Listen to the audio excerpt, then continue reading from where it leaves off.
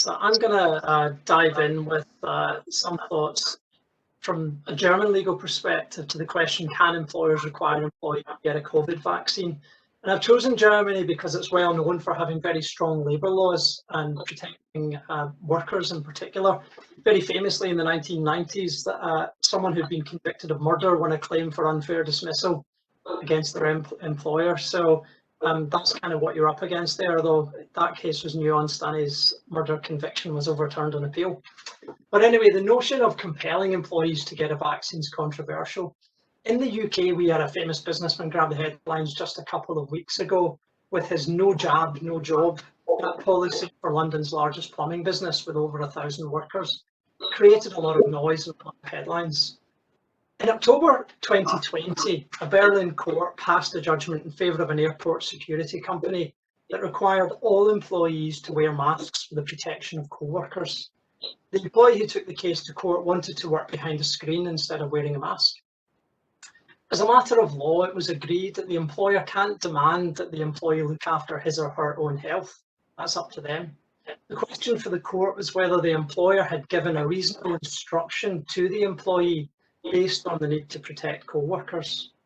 The answer, based on expert evidence which was given in the Berlin court, was yes, wearing a mask was a reasonable instruction to that employee to protect co-workers. So thinking on about that, the question as to what constitutes a reasonable instruction in order to protect co-workers and potentially members of the public or clients or customers will really assist in relation to a vaccine. So is the vaccine required in order to perform the role, like a driver having a driving license? I think this test sets the bar pretty high. Possibly I was thinking the pilot of a plane who might require he or she has been vaccinated before being allowed to travel. That may be required for the job in that case. Question also arises whether duties to someone who's not taken the vaccine, such as allowing someone to work from home or away from customers.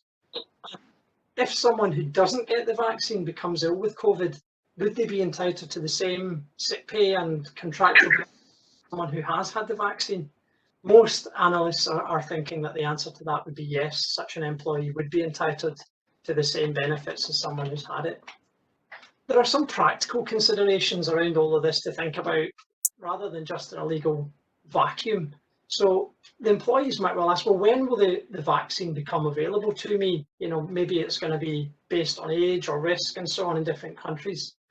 And how does an employer deal with an employee who says, well, I've been able to do my job perfectly well without a vaccine for the last 12 or 18 months before the vaccine becomes available. Why is it all of a sudden now you're telling me I can't do my job unless I have the vaccine? Maybe it's going to be tricky, I think, to argue that case.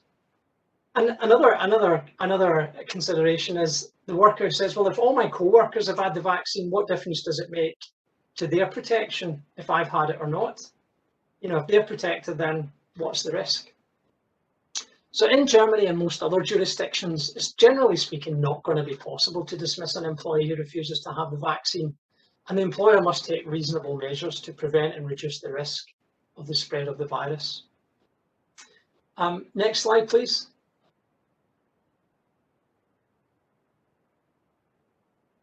I'm going to talk about considering employee requests to work overseas during the pandemic. I think that's a really interesting question.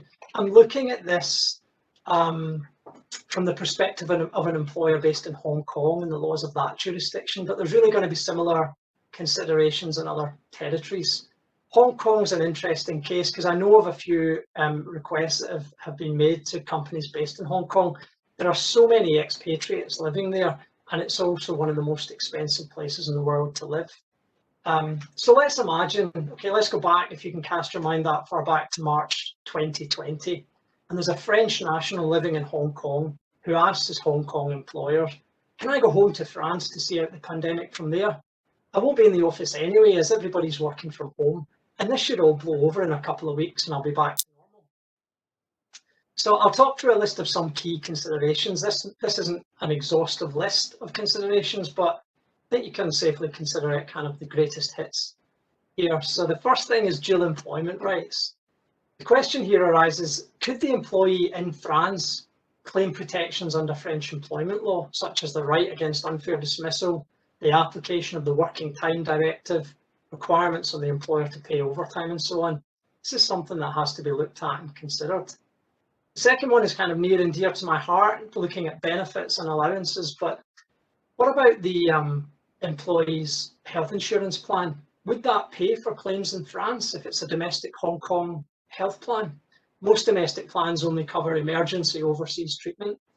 Could there be an obligation on the employer to enrol the employee in a French health plan, or even enrol the employee on a French pension plan? There are all sorts of different rights in different countries that require to be thought about. Immigration is obviously one of the top agenda items for globally mobile populations, and the question arises, is the employee able to live and work in France? In my example, obviously a French national would be, but let's just change the fact pattern a little bit and imagine it's an Australian normally living and working in Hong Kong who's got a holiday home in Provence, lucky guy, gal, and he wants to go there and work from home during the pandemic. Could the temporary departure affect his rights to return and live in Hong Kong as well?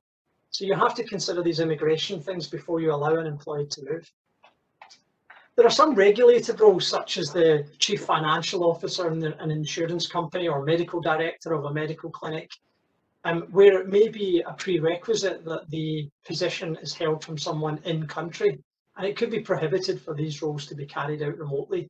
So if someone moves overseas, then the company may be warned and could ultimately lose a license to conduct business in those jurisdictions. So that also needs to be considered. It very much depends on the type of role that the person holds. Income tax and social security, again, another key consideration for globally mobile populations that our clients come up against time and time again. But where and how will the employee be taxed while abroad? And there can be penalties for the employer for failure to pay social security contributions and so on. So if you're French person working at home from France, goes back to France and is working there for a year, the chances are French taxes have to be paid, and who's responsible for that? Data protection is something that I think everyone's heard an awful lot about. So in some ways, as a lawyer, it's nice to have COVID to talk about instead. But does French privacy law and GDPR apply to the employee who's working from home in France? The answer is probably yes. So you need to think about that and give some consideration to it. When I talk about return to home country, I think this is quite interesting because one of my colleagues in Hong Kong was telling me that this situation actually arose for their company.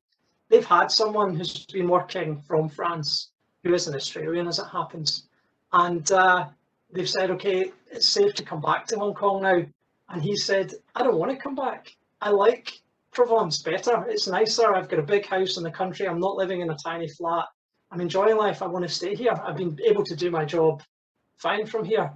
The employer really doesn't know what to do. It's very difficult to argue that the person's not able to do the job because the person has been doing the job. So these are some of the considerations and things you need to think about whenever you get a request from an employee asking to work overseas. Often it's practical implications which are just difficult to implement. Could you set up a local payroll? Could you put in place local insurance plans? Could you develop local policies from a French compliant maternity rights plan to grievance procedure? Many of these questions all depend on the length of time an individual will spend overseas, as well as the seniority and nature of the role in question. And it can all become quite complicated quite quickly. Hopefully, Sarah and I have given you some things to think about from a legal perspective. So, we appreciate your time here.